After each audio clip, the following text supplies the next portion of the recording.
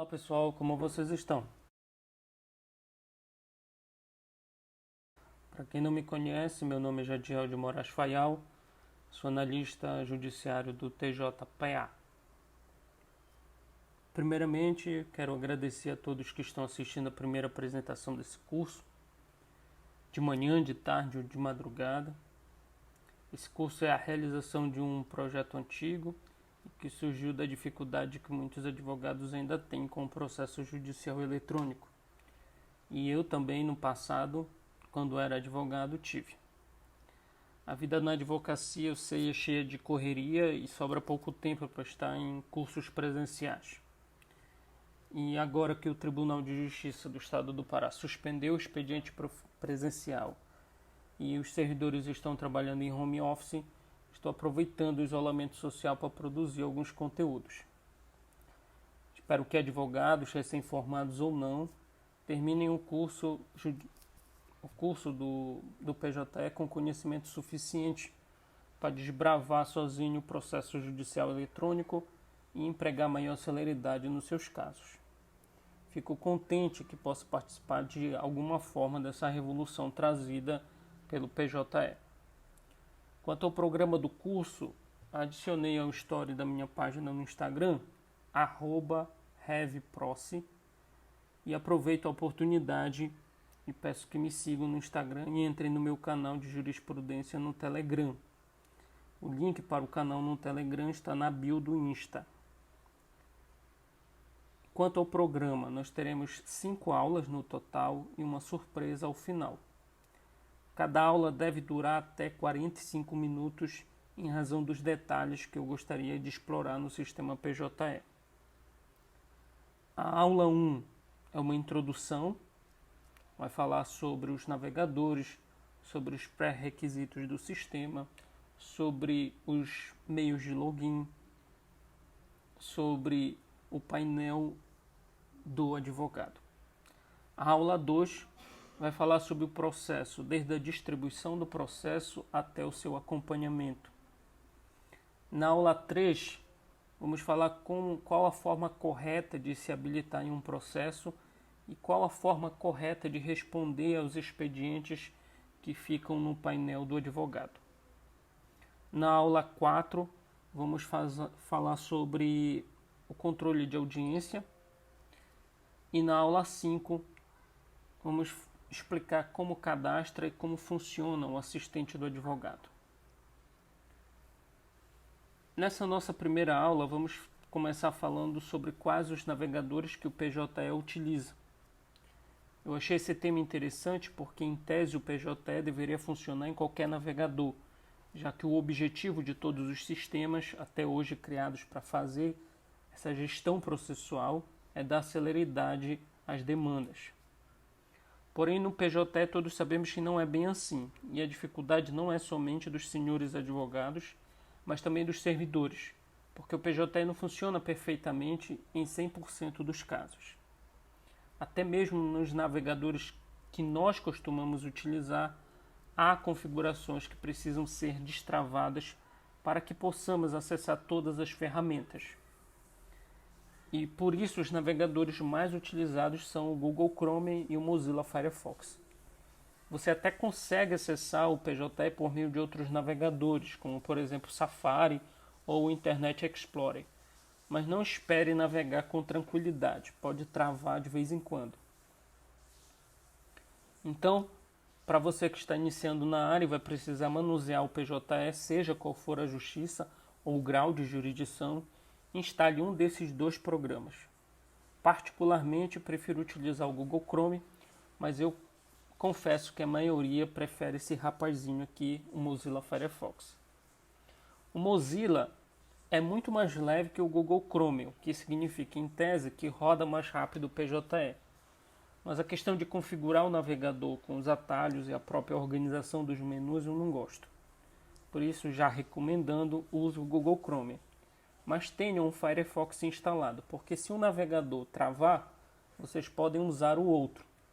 E com certeza, em algum momento, quando mais vocês precisarem, isso vai acontecer.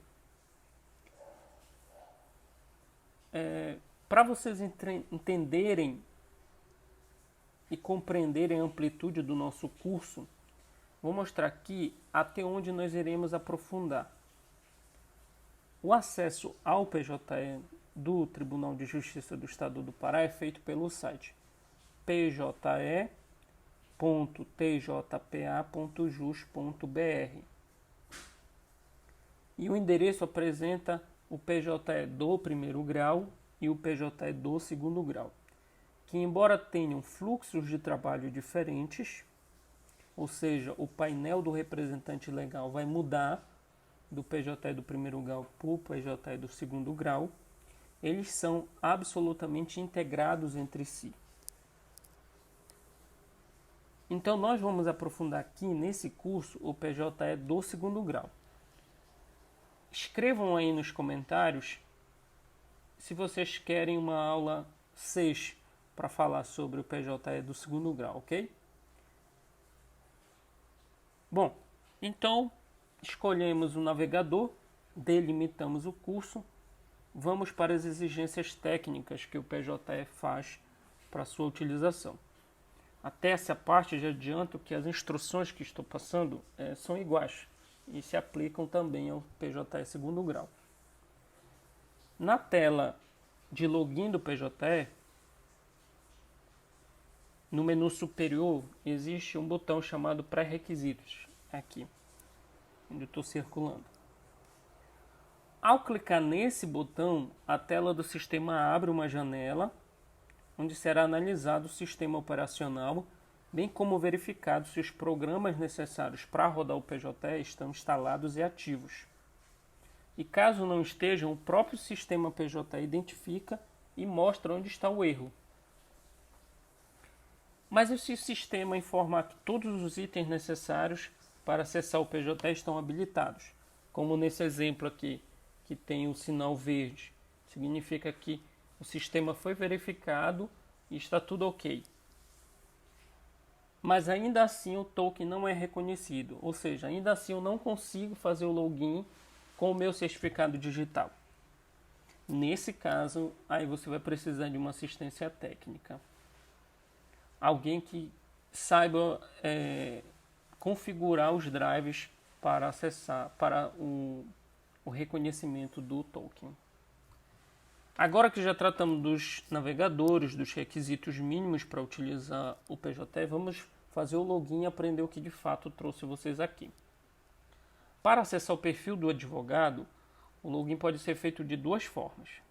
A primeira é utilizando o certificado digital, e por isso vocês devem verificar se estão preenchidos todos os pré-requisitos, naquele botão no menu superior. E a segunda forma é acessar com o seu CPF e uma senha pré-cadastrada. Eu ressalto que o login feito com CPF e senha não permitem que vocês façam a juntada de petições ao processo. Por quê? Porque para juntar a petição ao processo vocês precisam assinar o documento. E a assinatura de petições e documentos é feita somente com o certificado digital. Agora, entrou com CPF e senha, se você tomar ciência de algum expediente no seu painel, você está intimado. E sem o login com certificado, também não é possível cadastrar parte autora no momento da distribuição de processos. Na aula 2, quando nós formos falar sobre distribuição de processos, que você precisa cadastrar o autor, você precisa informar ali o número do CPF dele. E esse CPF, ele é feita a busca na base de dados da Receita Federal. E para ter acesso a essa base de dados, esse acesso é validado através do seu certificado digital. Então, se você não fez o login no PJE com o certificado digital, você não vai conseguir cadastrar a parte autora. Esse problema pode ser corrigido depois que você conectar o seu PJE, seu certificado digital.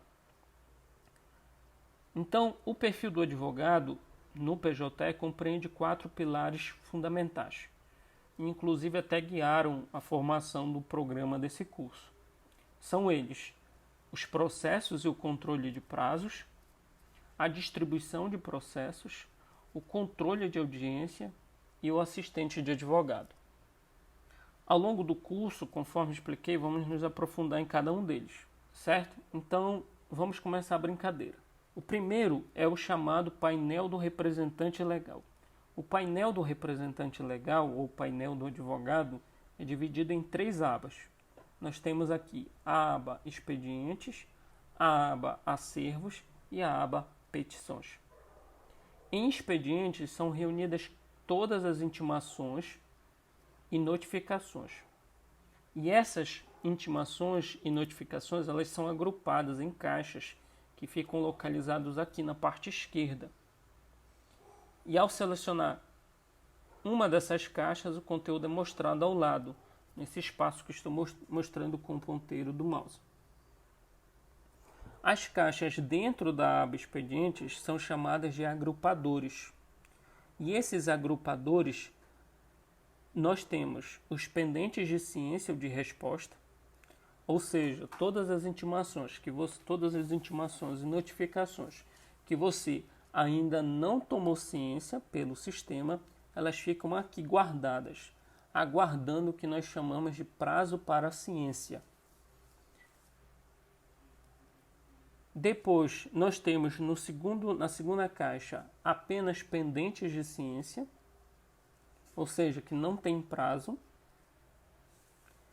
Ciência dada pelo destinatário direto ou indireto. Pendente de resposta. E nesse caso é quando houve ciência pelo destinatário ou por quem o represente e o prazo ainda está em curso. Por isso que aparece pendente de resposta. E esse prazo ele é exibido na tela que eu vou mostrar daqui a pouco para vocês. Depois nós temos ciência dada pelo judiciário. Nós temos cujo prazo findou nos últimos 10 dias, sem resposta. Ou seja, você consegue verificar quais expedientes, quais intimações e notificações tinha prazo e você não respondeu. Ou seja, você perdeu o prazo. E esse histórico você pode acompanhar de até 10 dias. E são 10 dias corridos, não de 10 dias úteis, viu? Por penúltimo, quando o expediente não tem prazo e se nós temos um agrupador que ele reúne todas as intimações e notificações que tinham prazo e não houve resposta, também nós temos uma caixa que organiza todos que tinham prazo e foram respondidos, que é a última caixa, respondido nos últimos 10 dias. Os números ao lado dessas caixas, elas mostram a quantidade de expedientes e não a quantidade de processos que tem expediente. São coisas diferentes. Isto significa o seguinte, que pode ter um mesmo processo, mas várias intimações para ele. Entenderam? Ao abrir uma dessas caixas dos agrupadores, os expedientes aparecem distribuídos por comarca. Então, comarca de Belém, comarca de Ananindeua, comarca de Marituba, Benevides. Vai aparecer os expedientes organizados por comarca dentro de cada caixa desses agrupadores. E dentro de cada comarca ficam as chamadas caixas de entrada, local onde será possível visualizar a intimação e notificação. E dependendo daqui que você vai aprender agora, da configuração, você pode adicionar caixas, organizando esses expedientes por classe processual, por número do processo. Então imaginemos que você tem um cumprimento de sentença, que você dá prioridade, por exemplo, se for o seu caso, aos pedidos, aos processos que estão mais próximos de você receber. Então você pode organizar esses processos dentro de uma caixa nos prazos e dar prioridade para responder nos expedientes a eles. Eu vou explicar mais tarde na prática como funciona isso. E no expediente que está na tela, temos um exemplo. Onde está meu nome, Jadiel de Moraes Fayal é a intimação notificação para quem é direcionada. Então, essa intimação, essa notificação, ela é direcionada para mim. Enquanto eu aqui estou no perfil de advogado, então ela foi direcionada para mim como advogado. Logo abaixo fica o documento do qual devo tomar ciência. Aqui no caso é uma petição que eu tenho de tomar ciência. Imediatamente abaixo, o meio pelo qual estou sendo intimado. A intimação foi expedida pelo sistema, por isso estou visualizando nessa caixa. E se a intimação fosse pelo diário eletrônico? Nesse caso, não vai aparecer na aba expediente. Somente os expedientes com meio de comunicação o sistema aparecem aqui, nessa caixa. Você já identificou a parte que vai ser intimada? Você identificou que o ato da intimação é essa petição? Sabe que o meio que essa intimação foi feita foi por meio do sistema, no dia 15 de janeiro, e que ela não tem prazo para manifestação. Porém, o sistema registrou ciência automática no dia 27. Quando você não toma ciência, o próprio sistema ele registra a ciência automática, ou seja, o sistema estabelece um prazo para você fazer a leitura do expediente. Se nesse prazo você não fizer a leitura do expediente, o próprio sistema registra e, a partir dessa ciência, é que realmente vai iniciar o prazo processual. Então aqui ficaria, se tivesse no prazo, ficaria, e se tivesse prazo, claro, ficaria uma observação de que o prazo para manifestação terminaria no dia tal. Agora que sabemos como ler as informações dos expedientes, vamos explorar os botões de ação, onde é possível visualizar o ato decisório, manifestar-se e organizar os expedientes usando alguns tipos de filtros. Existem dois tipos de botões dentro da caixa de agrupadores. Os botões que são dos agrupadores e os botões que estão em cada expediente. Vamos primeiro falar sobre os botões de cada expediente. Nesses botões é possível visualizar o processo, visualizar o expediente, responder o expediente e ver o histórico de movimentações entre caixas. No meu caso, eu não tenho várias caixas dentro do expediente pendentes de ciência ou de resposta. Eu tenho apenas uma caixa que está organizada por comarca, que é a caixa de entrada e a caixa padrão de todo perfil do advogado.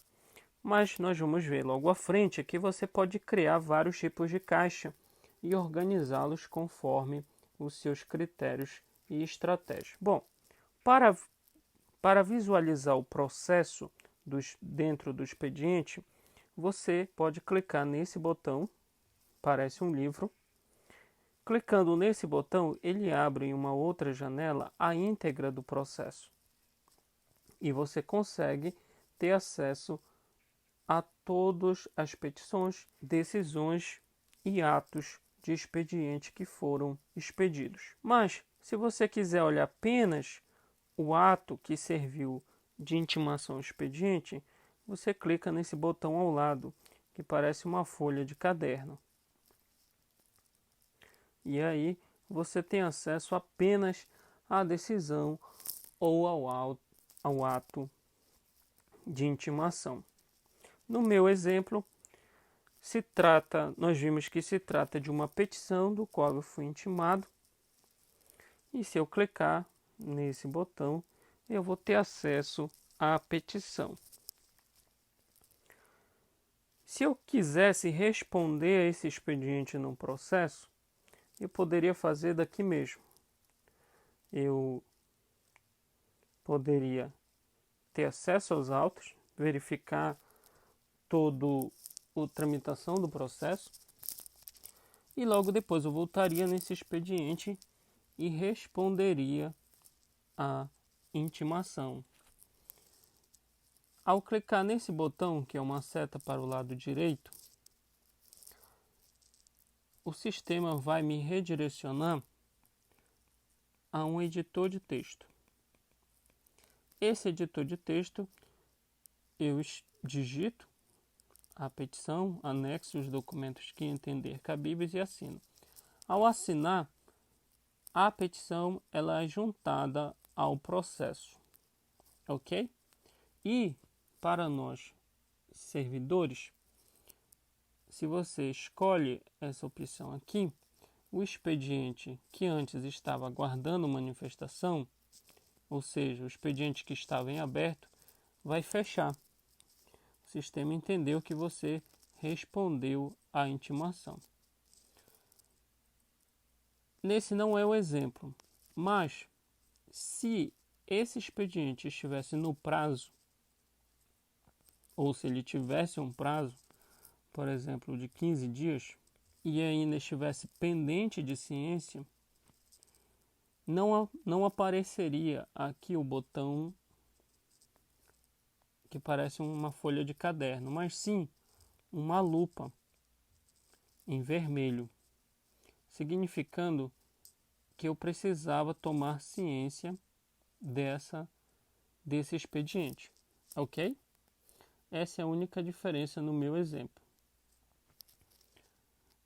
Vimos então os botões que são de cada expediente, ou seja, todo expediente ele possui esses 4 botões que permitem você ter acesso ao processo, visualizar o expediente, responder o expediente e verificar o histórico de movimentação entre as caixas dos agrupadores. Agora vamos então olhar para os botões que são das caixas de agrupadores.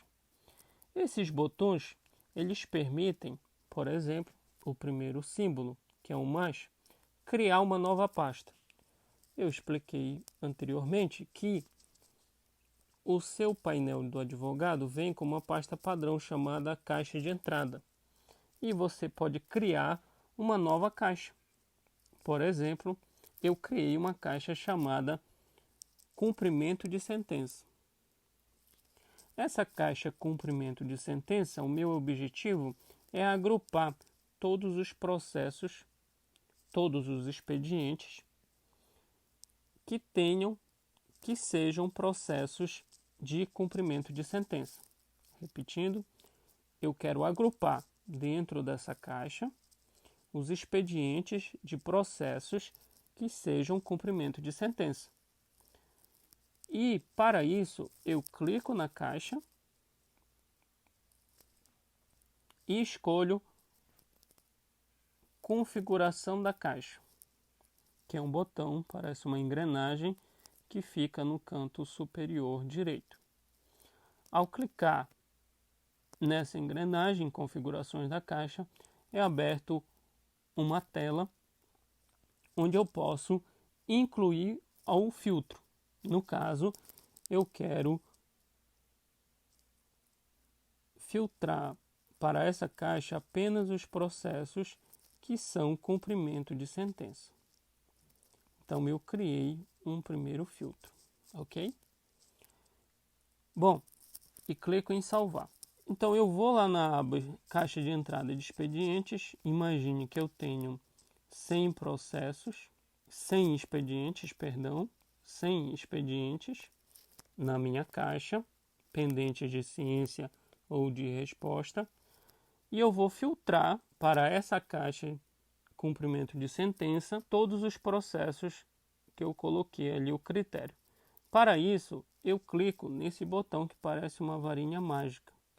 Esse botão, ele distribui os expedientes utilizando os filtros que as caixas têm.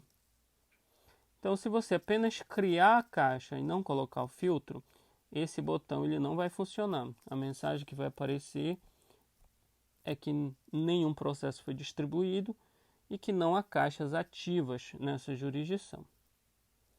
Por último, o último botão é o botão de pesquisar.